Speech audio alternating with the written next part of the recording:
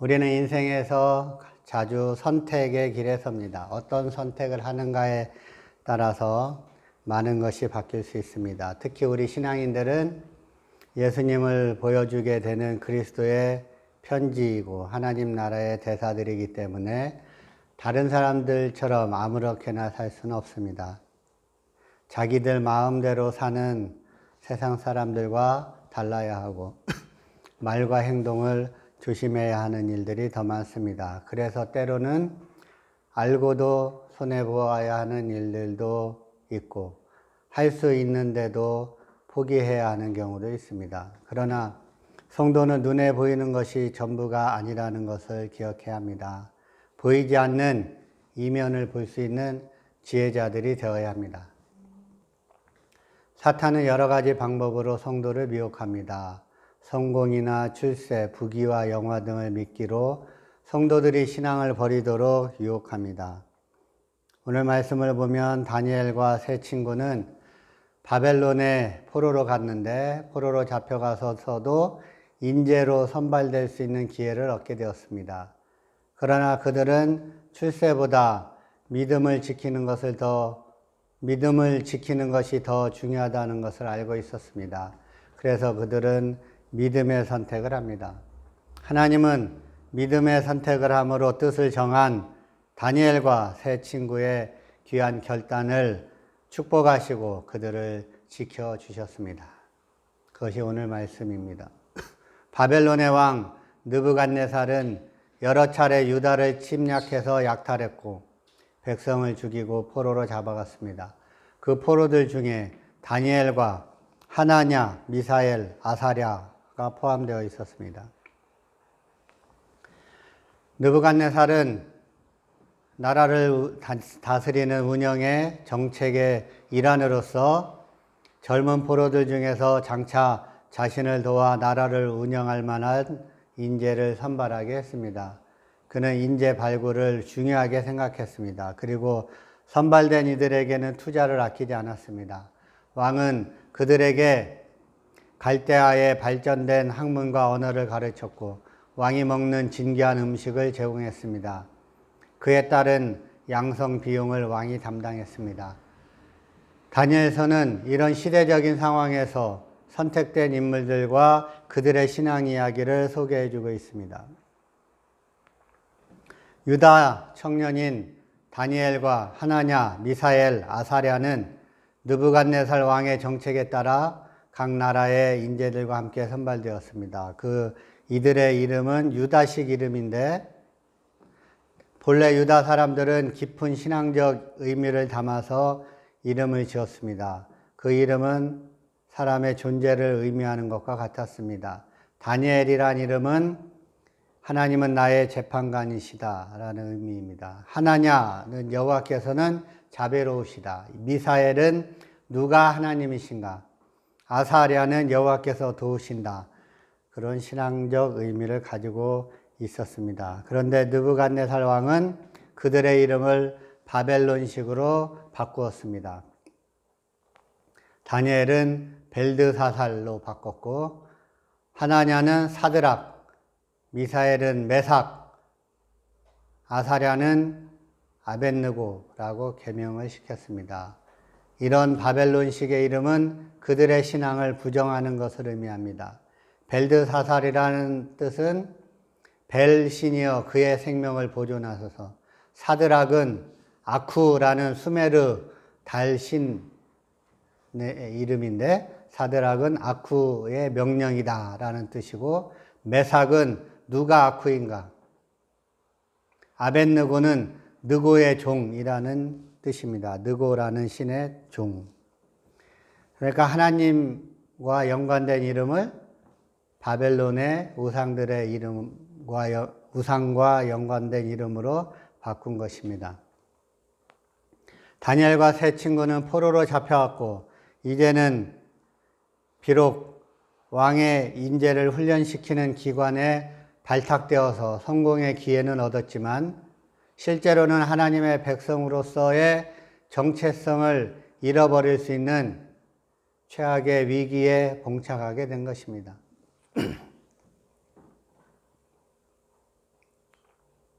인재를 훈련시키는 기관에 들어간 다니엘과 세 친구는 철저히 바벨론 사람이 되도록 교육받게 되었습니다. 그들은 갈대아 사람들의 언어와 학문을 배우고 아울러 왕이 내리는 음식을 먹어야 됐습니다. 그런데 왕이 내린 음식에는 제사에 사용된 음식도 포함되어 있었습니다. 본래 이스라엘 사람들은 모세에게 주신 율법을 따라 모든 음식을 정한 음식과 부정한 음식으로 나누었습니다. 레위기 11장. 그런데 바벨론의 교육기관에서 다니엘과 세 친구는 이스라엘 사람으로서의 행동에 규제를 받게 된 것입니다. 다니엘은 그들이 시키는 대로 순순히 따를 것인가 아니면 거역할 것인가를 결정해야만 했습니다. 만약 그들의 명령대로 따른다면 포로의 신분을 벗어버리고 출세할 수 있는 절호의 기회를 얻을 수 있습니다. 그러나 만약 거역하면 위험에 처할 것입니다. 이런 선택의 기로에서 다니엘은 매우 중요한 결단을 내리게 됩니다. 다니엘서 1장 8절, 다니엘은 뜻을 정하여서 왕의 음식과 그가 마시는 포도주로 자기를 더럽히지 아니하리라 하고 자기를 더럽히지 아니하도록 환관장에게 구하였다. 세번역 성경. 다니엘은 왕이 내린 음식과 포도주로 자기를 더럽히지 않겠다고 마음을 먹고 환관장에게 자기를 더럽히지 않을 수 있도록 해달라고 간청하였다. 다니엘은 결단을 내렸는데 그 결단은 자신을 더럽히지 않기로 한 것이었습니다. 그 음식을 먹었다고 실제로 더러워진 게 아니고 영적으로 하나님 보시기에 부정한 자가 된다는 것이죠. 영적으로 자신을 더럽히지 않기로 결단을 했습니다. 다니엘은 성공과 출세보다 하나님 앞에서 신앙의 정절을 지키고 하나님 백성으로서의 정체성을 지키는 것을 더 중요하게 여겼습니다. 이것은 정말 위대한 결단이며 고귀한 뜻입니다. 다니엘은 바벨론의 포로로 끌려온 유다 청년이었습니다. 옛날이나 지금이나 포로의 삶은 평안함이 없습니다. 타국에서 가치관의 혼란을 겪어야만 했고 다른 사람들의 눈을 의식해야만 했습니다. 또한 다니엘에게도 성공하고 싶은 열망이 있었을 것입니다. 그런 그에게 절호의 기회가 찾아온 것입니다. 왕의 눈에 들 수 있는 기회가 주어진 것입니다. 그러나 그는 왕이 내리는 부정한 음식을 먹어야 할 상황에 놓이자 과감히 그것을 포기한 것입니다. 왕이 내린 음식은 율법의 기준에 의하면 먹을 수 없는 부정한 음식이었고 거기에는 또한 우상에게 제물로 드렸던 것도 포함되어 있었기 때문입니다. 다니엘은 자신을 더럽히지 않기로 뜻을 정했습니다. 거룩하신 하나님의 백성으로서 자신을 거룩하게 지키기로 작정한 것입니다. 우리에게도 다니엘과 같은 결단이 필요합니다. 오늘날 신앙인들은 세상과 죄에 대해 쉽게 타협하는 경향이 있습니다. 눈에 보이지 않기 때문입니다. 겉으로 더러워진 것이 아니기 때문입니다. 영적으로 더러워진 것은 눈에 잘 보이지 않기 때문입니다. 부정한 삶을 적당한 핑계로 합리화시킬 때가 많습니다. 우리는 성경에 기초한 가치관을 세워야 합니다. 하나님의 뜻을 이루는 삶을 살아야 합니다. 올바른 가치관을 세워서 하나님 앞에서 부끄럽지 않은 신앙인의 모습으로 살아가기를 결단하게 되시기를 바랍니다. 로마 제국 시대 초대교회 신앙의 선배들은 복음의 진리를 비방하고 왜곡하는 철학자들에 맞서서 날카로운 논리와 신학으로 진리를 옹호하기 위해 싸웠습니다. 그러나 그것은 어디까지나 진리를 수호하기 위한 논쟁이었을 뿐 폭력적인 투쟁은 아니었습니다. 우리 선배들은 상대방의 무력과 폭력적인 억압에 대해서는 기꺼이 순교하는 쪽을 선택했습니다. 그들은 이 세상에서 조금 더 연장된 삶과 부귀영화보다 하나님의 백성으로서 신앙을 지키는 편을 선택했습니다. 신앙인들은 지혜로운 선택을 해야 합니다. 믿음의 선택은 영원한 영광의 삶으로 우리를 이끌어 줍니다. 하나님이 원하시는 것을 위해서라면 세상의 어떤 달콤한 유혹도 버릴 수 있어야 합니다. 다니엘과 그의 친구들은 포로의 신분을 벗고 출세할 수 있는 절호의 기회를 붙잡는 것보다 하나님 앞에서 자신을 신앙적으로 정결하게 지키는 것을 더 소중히 여겼습니다. 오늘을 사는 우리도 다니엘처럼 거룩한 뜻을 정할 수 있어야 합니다. 하나님의 뜻이 하늘에서 이루어진 것처럼 땅에서도 이루어지도록 우리 안에 하나님의 뜻을 품어야 할 것입니다.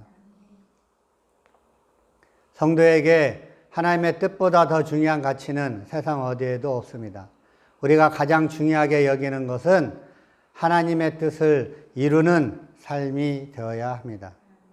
다니엘처럼 신앙의 정절을 지키기 위한 영적 통찰력과 믿음의 결단이 있기를 바랍니다. 하나님이 주신 소명을 따라서 살게 되시기를 바랍니다. 다니엘은 그렇게 환관장을 찾아가서 솔직하고 담대하게 확고한 의지를 보입니다. 그것은 목숨이 달린 위험한 행동이었습니다. 그렇게 다니엘은 절대 굽히지 않는 신앙을 가지고 있었습니다. 그러나 이방인들과 불필요하게 대적하지는 않았습니다. 10절에서 환관장의 답변을 듣고 나서 자신에게 도움이 될 수 있는 사람을 찾아 이를 해결하기 위한 방법을 모색했습니다. 그래서 환관장이 임명한 감독관에게 지혜로운 말로 요청하여서 문제를 해결합니다. 11절부터 보면 환관장이 감독하게 한 자에게 다니엘이 말했다라고 나와 있습니다. 다니엘과 하나냐와 미사엘과 아사랴를 감독하게 한 자에게 다니엘이 말했다. 12절 청하오니 당신의 종들을 열흘 동안 시험하여서 채식을 주어 먹게 하고 물을 주어 마시게 한 후에 당신 앞에 우리의 얼굴과 왕의 음식을 먹는 소년들의 얼굴을 비교하여 보아서 당신이 보는 대로 종들에게 행하소서 하매. 감독하는 자에게 요청을 합니다. 열흘 동안 채식을 하고 그 결과를 다른 소년들과 비교해 보고서 결정해 주시기를 요청을 합니다. 이런 요청은 하나님을 온전히 신뢰할 때 가능합니다. 거짓말이나 속임수를 사용하지 않고 이렇게 다니엘처럼 정직하고 당당하게 살려면 하나님을 온전히 신뢰하여서 먼저 하나님이 주시는 성령님의 능력을 덧입어야 합니다. 그리고 세상 사람들을 대할 때 온유하고 겸손한 태도로 성령님의 능력을 나타내는 통로가 되어야 합니다. 그렇게 내 삶의 주인이 하나님이심을 나타낼 때 하나님께서 책임져 주시는 것입니다. 하나님을 존중하는 사람을 하나님께서 존중해 주신다고 말씀하십니다. 사무엘상 2장 30절 나를 존중히 여기는 자를 내가 존중히 여기고 나를 멸시하는 자를 내가 경멸하리라. 이스라엘의 하나님 나 여호와가 말하노라. 하나님이 그렇게 말씀하셨습니다. 나를 존중히 여기는 자를 내가 존중히 여긴다. 나를 멸시하는 자를 내가 경멸한다. 세번역 성경 그러므로 나 주여 이스라엘의 하나님이 말한다. 지난날 나는 너의 집과 너의 조상의 집이 제사장 가문을 이루어 언제까지나 나를 섬길 것이라고 분명하게 약속하였지만 이제는 더 이상 그렇게 하지 않겠다. 이제는 내가 나를 존중하는 사람들만 존중하고 나를 경멸하는 자들은 수치를 당하게 할 것이다. 나 주의 말이다. 일단 모두에게 다 축복을 하시고 약속하시고 축복하시다가 하나님을 무시하는 사람, 하나님을 경멸하는 사람에게는 하나님께서 이렇게 말씀해 주신다는 거예요. 다 기회를 줬고 다 공평하게 해줬고 다 모두에게 축복을 약속했는데 나를 경멸하는 자는 수치를 당하게 될 것이다. 나를 존중하는 사람들만 나도 존중하겠다라고 하나님이 각자에게 대해서 이렇게 해주신다는 거예요. 모두에게 기회를 주시고 공평하게 해주시고, 그리고 하나님이 차별하지는 않으시지만 구별하신다는 것입니다. 하나님을 존중하는 자를 하나님이 더 존중해 주시겠다, 구별하시겠다, 하나님이 특별히 대해 주시겠다, 그렇게 말씀하십니다.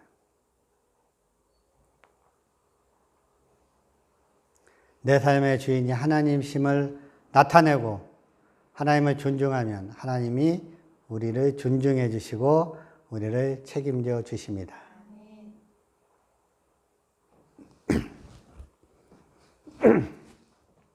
그렇게 열흘 동안의 테스트를 통해서 다니엘과 세 친구는 채식을 할 수 있게 됩니다.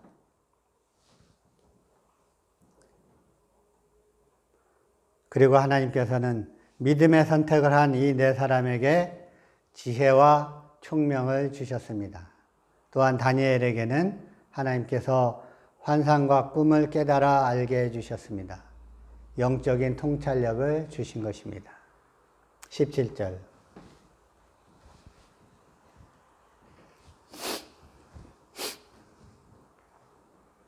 하나님을 존중하는 사람, 하나님을 위하여 결단을 한 사람, 하나님을 선택한 사람, 믿음의 선택을 한 사람에게 주시는 축복. 17절 다 같이 읽겠습니다. 시작. 하나님이 내 소년에게 학문을 주시고 모든 서책을 깨닫게 하시고 지혜를 주셨으니 다니엘은 또 모든 환상과 꿈을 깨달아 알더라. 아멘. 믿음의 선택을 한 이 네 사람은 지혜와 총명을 주셨습니다. 학문을 주셨고 모든 서책을 깨닫게 하셨고 지혜를 주셨습니다.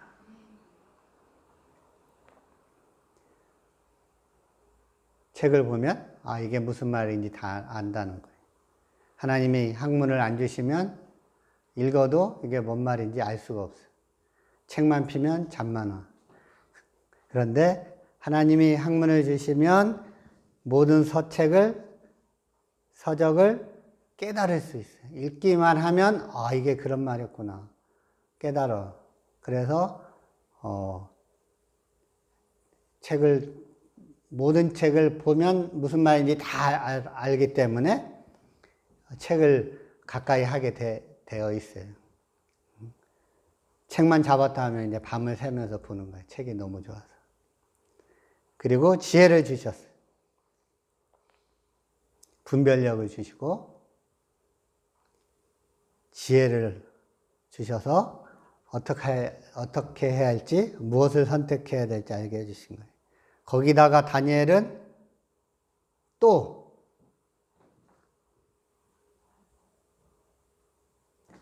지혜와 총명도 주시고 학문도 주시고 깨닫게 해주시고 거기다가 더해서 다니엘은 플러스 보너스로 최고의 것을 주셨어요. 모든 환상과 꿈을 깨달아 알더라. 하나님이 하시고자 하는 것을 하나님이 환상과 꿈으로 다니엘에게 보여주셔서 다니엘이 하나님이 하려고 하시는 것, 하나님의 뜻을 더 확실하게 알고 앞으로 될 일도 알게 하시고 하나님이 하고자 하시는 일을 알 수 있는 영적인 통찰력을 함께 주셨다는 거예요. 하나님을 존중하고 하나님을 위해 믿음의 선택을 하면 하나님이 하시는 일을 미리 알게 해주시고 하나님이 하시는 일을 함께 동참하게 해주시고 하나님이 하시는 일에 도구로 사용해 주신다는 것입니다. 결국 20절에 보면 이들이 3년 동안 교육받은 후에 왕 앞에 서게 되는데 이 4명의 지혜와 총명이 바벨론 온 나라 지식인들보다 10배나 낫다 왕이 인정하게 되었습니다. 왕이 다른 모든 지식인들보다 이 4명이 10배는 더 낫다. 지혜와 총명이 10배는 낫다. 너희들 10명 합쳐놔도 이 청년들보다 못하다라고 이 4명의 청년을 왕이 인정을 하게 됩니다. 최소한 10배는 나은 지혜와 총명으로 살게 되시기를 축복합니다. 그렇게 믿음의 선택을 하고 믿음의 결단을 보여 하나님의 인정을 받게 된 사람에게는 하나님의 특별한 축복이 임합니다. 하나님이 인정한 사람에게는 하나님께서 지혜와 총명을 넘치게 주시고 영적인 통찰력을 주시는 것입니다. 다니엘은 그래서 정치가로서 그 후로 오랫동안 총리로 관직에 있게 되었는데 하나님께 선지자로도 쓰임을 받게 됩니다. 바벨론 모든 사람들보다 지혜와 총명이 뛰어나기 때문에 오랫동안 총리로 1인 지하, 만인 지상 총리로 오랫동안 관직에 있었어요. 아주 장수한 총리인데 하나님께 영적인 통찰력을 받았기 때문에 선지자로서도 쓰임을 받게 됩니다. 마태복음 24장 15절에 보면 예수님께서도 다니엘을 그는 선지자다. 선지자라고 인정을 해줍니다. 예수님께서도 선지자로 인정해 주시는 사람, 다니엘.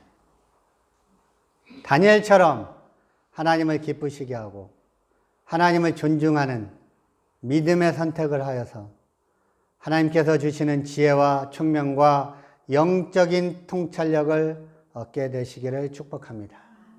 하나님께서 마음껏 사용하시는 하나님의 사람이 되시기를 바랍니다.